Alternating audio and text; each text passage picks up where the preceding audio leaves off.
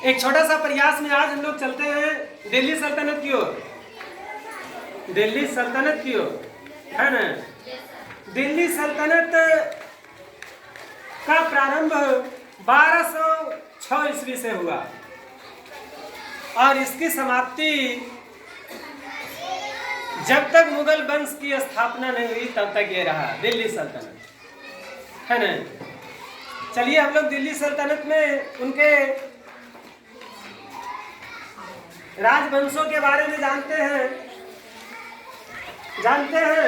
दिल्ली सल्तनत में कुल 5 राजवंशों ने शासन किया। गु, खी, तू, सैलो। गु, खी, तू, सैलो। गु गुलाम वंश 1206 ईस्वी से लेकर के 1290 ईस्वी तक। खी यानी खिलजी, गुलाम खिलजी 1290 से 1320 तक। गुलाम खिलजी तुगलक 1320 से लेके 1398 ईस्वी तक। यानी सैयद 1398 से 1451 ईस्वी तक। और लो यानी लोधी वंश, इसके बारे में मैं मुगल सम्राट जब प्रारंभ किया था ना उस टाइम भी लोधी वंश के बारे में पूरी तरह से बता दिया था। लो 1451 से लेकर के 1526 तक। तो सबसे पहले है गु, खी, तू, सैलो, गुलाम खिलजी तुगलक सैयद लोधी। यही 5 राजवंश दिल्ली सल्तनत में शासन किया 1206 ईस्वी से लेकर के 1526 ईस्वी तक। तो सबसे पहला है गुलाम वंश। हम गुलाम वंश की बात करते हैं तो गुलाम वंश का संस्थापक जो था कुतुबुद्दीन ऐबक था। इसने 1206 ईस्वी में सत्ता संभाली। कुतुबुद्दीन ऐबक जो था मोहम्मद गोरी का गुलाम था, है ना। क्या हुआ कि मोहम्मद गोरी जब भारत पर आक्रमण किया तो उसने 1191, 1192 और 1194 में युद्ध लड़ा। तो 1191 और 92 में उसने पृथ्वीराज चौहान के साथ लड़ा और 1194 में जयचंद के साथ लड़ा, उसको हराया। भारत के विजित प्रदेशों को अपने गुलामों में बांट दिया। तो ये कुतुबुद्दीन ऐबक जो थे उनका एक गुलाम था। जानते हैं इसको गुलाम वंश इसलिए कहा जाता है क्योंकि इनके कुछ जो राजा थे जैसे कुतुबुद्दीन ऐबक हो गए, इल्तुतमिश हो गए, बलबन हो गए, ये गुलाम रह चुके, इसलिए इसको गुलाम वंश कहते हैं। सभी गुलाम नहीं थे, ये गुलाम वंश जिसको कह रहे हैं उसमें कुल 9 शासकों ने शासन किया। सबसे पहले ऐबक, उसके बाद इनके पुत्र आराम शाह है। आराम शाह एक अयोग्य शासक थे, उन्होंने बढ़िया से राजकाज को नहीं संभाला। जितना दिन इन्होंने सत्ता संभाला इनकी मां ने हस्तक्षेप किया। उसके बाद इल्तुतमिश जो ऐबक का दामाद भी थे और गुलाम भी थे, ऐबक का गुलाम, इन्होंने आराम शाह की हत्या करके गद्दी संभाली। उसके बाद इनका पुत्र रुकनुद्दीन आए, किनका, इल्तुतमिश का। ये भी एक अयोग्य शासक रहे। इनको हटा करके रजिया बेगम पहली महिला मुस्लिम शासक बनी, शासिका बनी। यानी कहने का मतलब है कि सत्ता की बागडोर पहली संभाली। इन्होंने क्या कहते हैं कि चोगा और टोपी पहन करके पुरुषों की तरह राज दरबार में जाती थी, रजिया बेगम, है ना।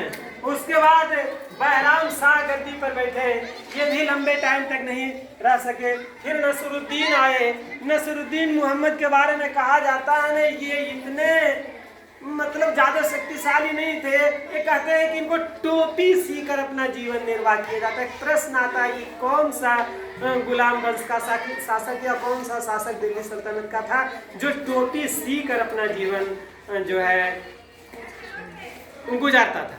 तो इसमें इन्हीं का नाम आता है नसीरुद्दीन शाह का। उसके बाद बलबन की बारी आती है। सबसे अंतिम शासक गुलाम वंश का शमसुद्दीन थे। चलिए कुछ और जानते हैं। जब कुतुबुद्दीन ऐबक ने सत्ता संभाली तो अपनी राजधानी को इन्होंने लाहौर बनाया। कहाँ बनाया? लाहौर। कुतुब मीनार की नींव डाली इसने, है ना। 2.5 दिन का झोपड़ा अजमेर में बनवाया। इनको लाख बख्श कहा जाता है। लाख बख्श का मतलब होता है लाखों का दाता, लाखों का दान देने वाला, लाख बख्श कहा जाता है इनको। जानते हैं नालंदा विश्वविद्यालय को ध्वस्त करने वाला कुतुबुद्दीन ऐबक का सहायक सेना नायक बख्तियार खिलजी था, जो नालंदा विश्वविद्यालय को पहली बार नष्ट कर दिया था पूरी तरह से। मतलब जितना संभव हो सका इससे ये नष्ट कर दिया बख्तियार खिलजी। ऐबक की मृत्यु 1210 ईस्वी में हो गया। ये चौगान खेल रहे थे, चौगान खेलते समय घोड़े से गिरने के कारण इनकी मृत्यु हो गई, कुतुबुद्दीन ऐबक की। इनको लाहौर में जाकर दफनाया गया है ना, क्योंकि राजधानी भी इनकी वही थी। इल्तुतमिश जो 1211 से लेकर 1226 तक शासन किया, इसने अपनी राजधानी को लाहौर से दिल्ली लाया है ना। ये प्रश्न आता है लाहौर से दिल्ली लाने वाला अपनी राजधानी को कौन? दिल्ली सल्तनत का शासक था, तो इसमें इल्तुतमिश का नाम आता है। इसने तुर्कान चिहलगानी, ये 40 गुलामों का सरदार, 40 गुलामों का संगठन था। इन्होंने ही गठन किया था, इल्तुतमिश ने तुर्कान चिहलगानी का गठन इसने किया था, है ना। अब रजिया बेगम की जब बात करते हैं तो सत्ता जब संभाली तो इनको बड़ा उलटफेर, महिला होने के कारण भी बड़ा उलटफेर का सामना करना पड़ा। कैथल के पास डाकुओं ने इनकी हत्या कर दी 13 अक्टूबर 1240 ईस्वी को। ये पहली मुस्लिम शासक सत्ता संभालने वाली महिला थी। नसीरुद्दीन मोहम्मद जो था वो बलबन का दामाद था, जिसके बारे में मैंने बताया कि यह टोपी सी करके अपना जीवन यापन करता था। नसीरुद्दीन मोहम्मद बलबन का वास्तविक नाम बहाउद्दीन था, जो तुर्कान चिहलगानी इल्तुतमिश ने बनाया था उसको इन्होंने नष्ट कर दिया। किसको नष्ट कर दिया? तुर्कान चिहलगानी को नष्ट कर दिया। और 1266 में ये सत्ता संभाला था बलबन ने, है ना। बलबन सिजदा एवं पैगोस प्रथा, है ना, की शुरुआत की थी। अक्सर ही दोनों प्रथा के बारे में आता है कि सिजदा एवं पैगोस प्रथा का प्रारंभ किसने किया था? तो बलबन ने किया था। नवरोज का भी प्रारंभ इसने किया था। आपको याद है हम जहांगीर जब मुगल सम्राट के बारे में बता रहे थे तो जहांगीर के बारे में बताए थे कि उन्होंने वो मेहरुनिसा ना को कहाँ देखा था? नवरोज के उत्सव में देखा था ना, और उससे शादी कर ली थी। वो विधवा थी ना, है ना, तो उसी से शादी कर लिया था। कौन? जहांगीर, है ना। तो नवरोज का जो त्योहार जो है ना, इन्होंने ही प्रारंभ किया था, है ना। फारसी रीति रिवाजों पर आधारित था।